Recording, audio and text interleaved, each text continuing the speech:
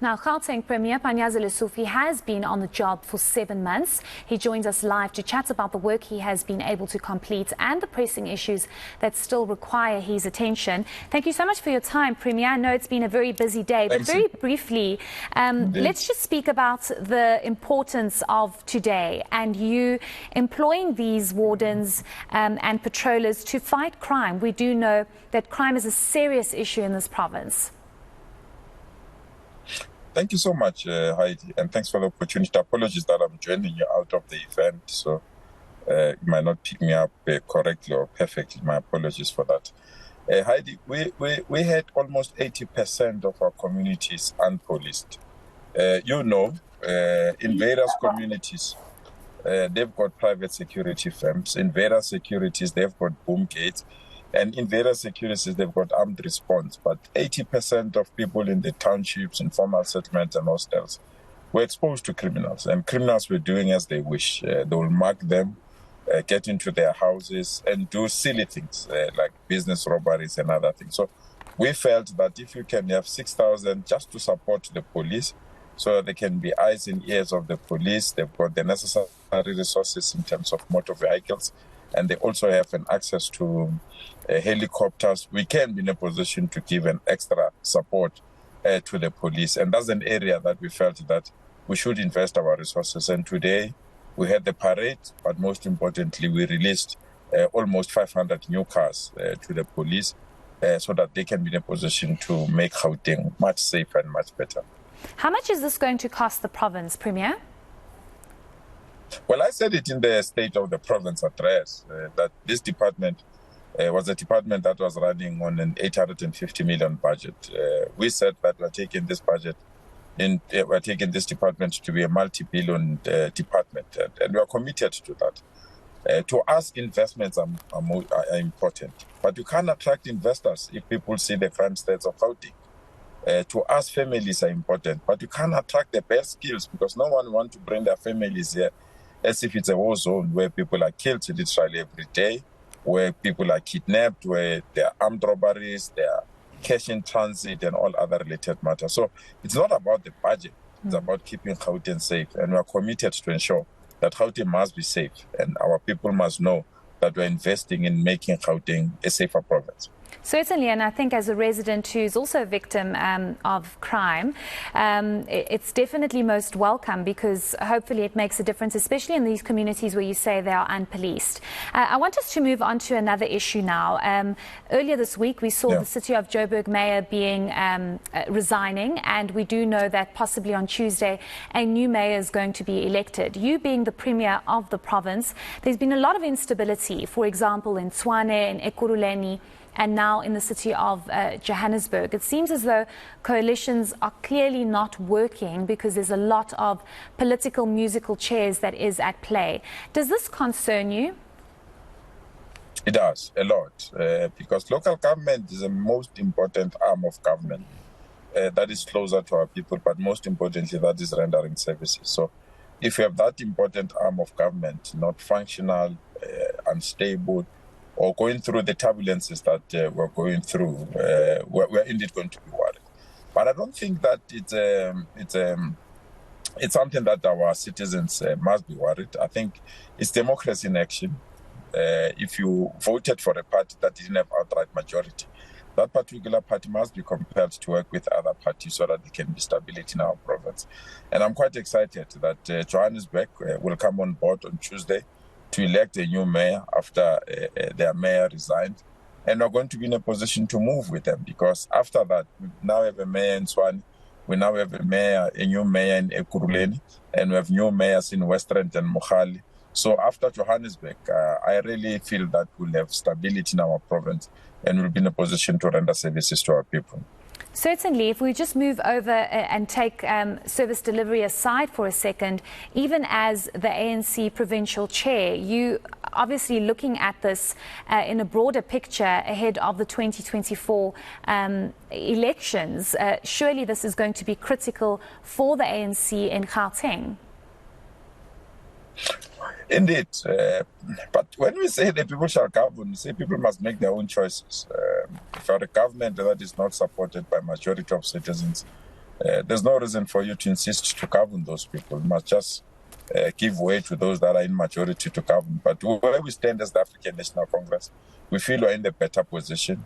We're doing everything within our powers to ensure that we can service our people, we can service our citizens. But most importantly, we can be a government that people can trust.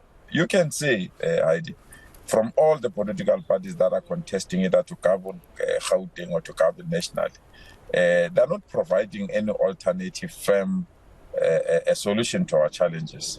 Their anger is directed at the African National Congress. They've just signed a pact, and that particular pact, before the ink could dry, they're already fighting.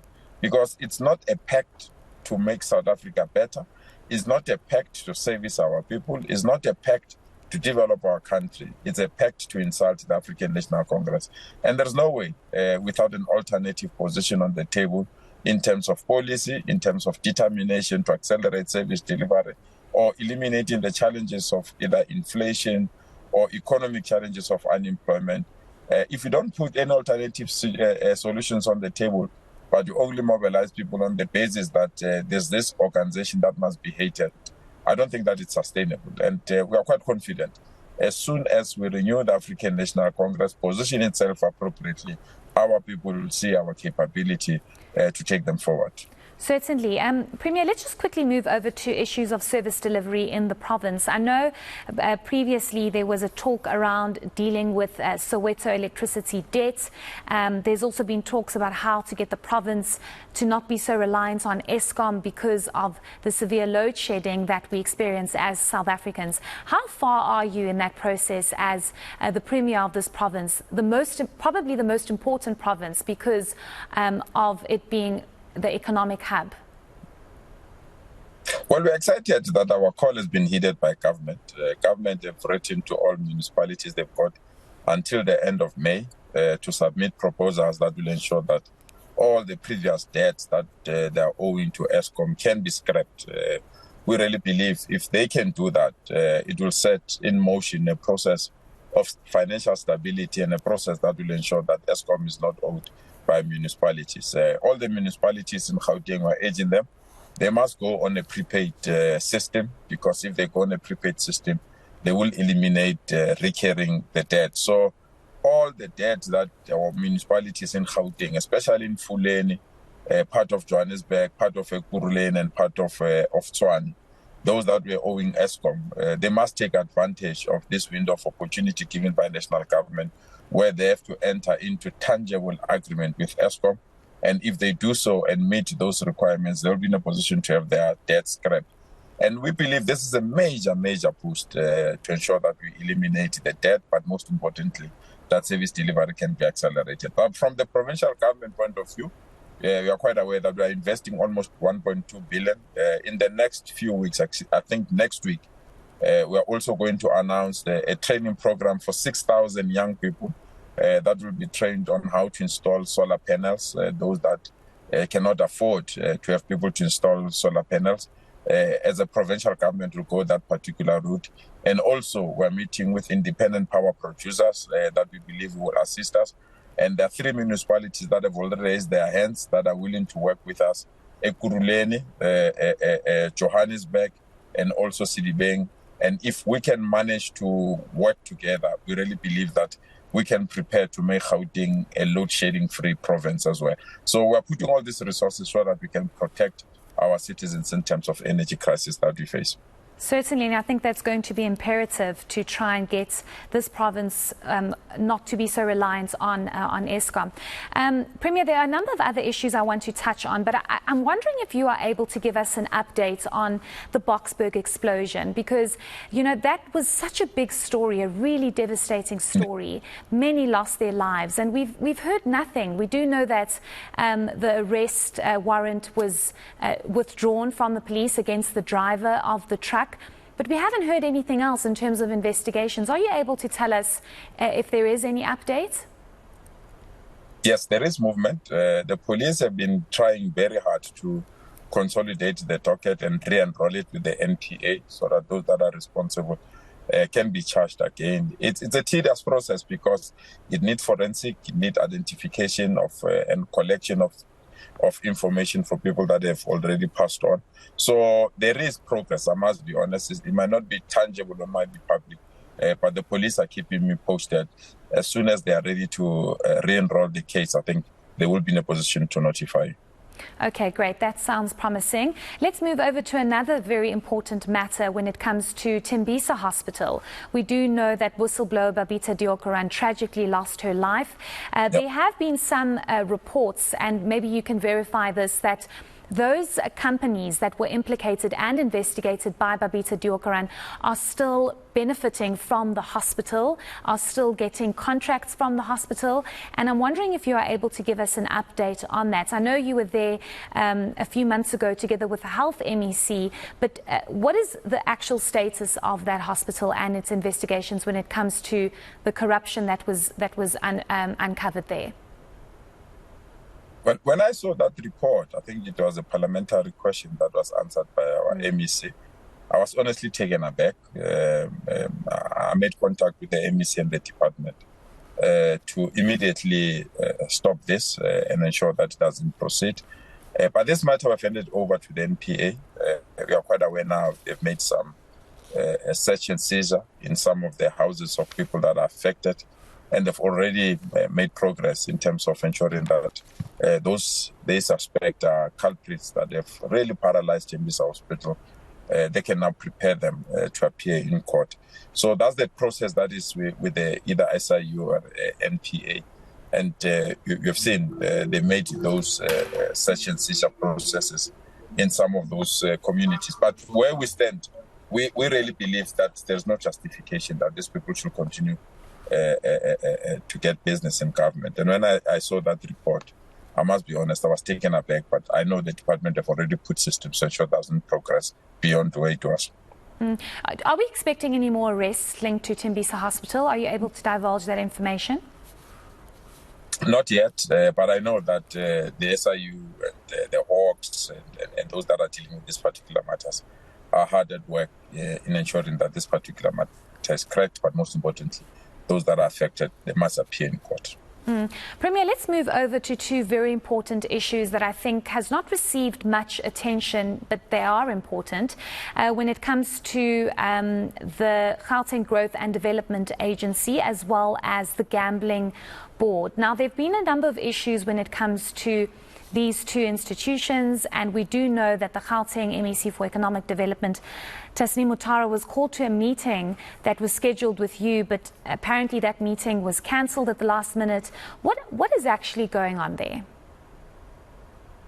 Fortunately, I saw that report.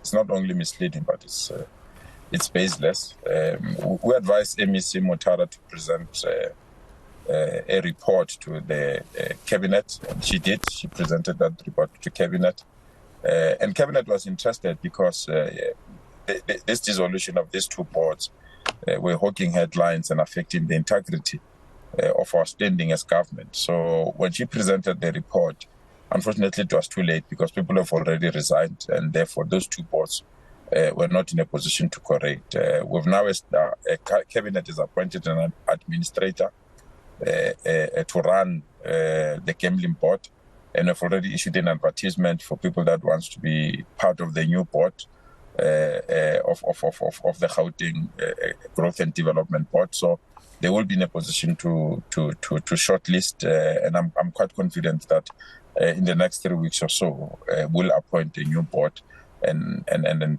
we'll have those two boards functional again. It was just unfortunate what happened.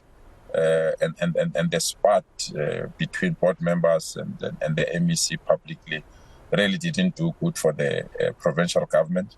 But we've learned from those limitations and those missteps, and now we're in the process of reconstituting those two boards. But we're also quite aware that there is a matter that is currently with the courts. Judgment was reserved last week, and we'll await that judgment. As soon as that judgment is finalized, we're in a position to comply with the outcome of that judgment. Okay, so Premier, you said something that I think is alarming. You said it's unfortunate, and it's also the fact that the MEC submitted the report almost too late. I'm going to ask you this question straightforward. Do you find that the MEC Tasneem Mukhtar is failing at her job as MEC, or do you think that she's handled the matter between the Gauteng Growth and Development Agency as well as the Gambling Board sufficiently and up to standard as you would prefer? I don't think it will be fair to prejudge her on the public platform.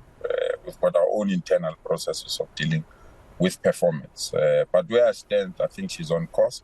There was a serious misunderstanding, missteps, and by the time we intervened, unfortunately, other board members resigned because I was copied in all the correspondences, and I started to make engagement with the office so that I can understand and get a deep understanding of the challenges. But by the time I wanted to intervene, the boards were not cooperating because people resigned. And on that basis, Cabinet took a decision that let's advertise for the filling of those vacancies and ensure that those boards are up and running again, and then they can be in a position to assist us as a provincial government.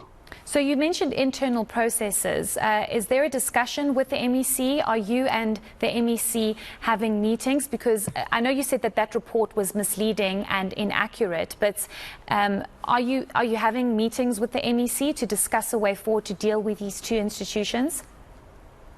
Yes, I met the MEC twice. I met the MEC twice before we went to Cabinet, and we met at Cabinet, and she presented the report, and then Cabinet accepted her report, and that's how we are reconstituting the two. I mean, I saw the media reports indicating political differences and other related matters. It's just unfortunate that people can go publicly on unsubstantiated reports and convert them into reality. It's not true. I work closely with the MEC and all my MECs that are part of our provincial government.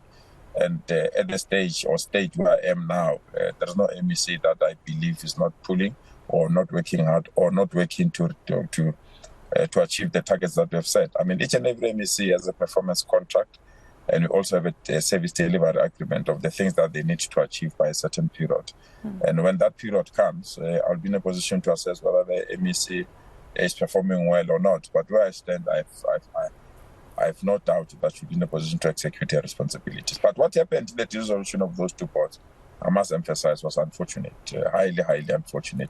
You can't invite people to be part of your board. You can't invite professionals, skilled people to contribute to the development of the province and treat them the way they were treated, where they feel that they were not listened to, where they feel that they were not supported, where they feel that their views were not taken seriously. I mean, why invite them to be part of a board, and why invite them to assist government when you can't listen to them? So that was unfortunate, but because majority resigned and the boards were no longer cooperating, we have no choice but to move speedily to reconstitute those two boards. Now that the Gambling Board has an administrator, and the portfolio committee in the legislature will interview people to fill the new board, I'm very, very confident that before at least August or so, we'll have the two new boards and we're in positions to execute our responsibilities.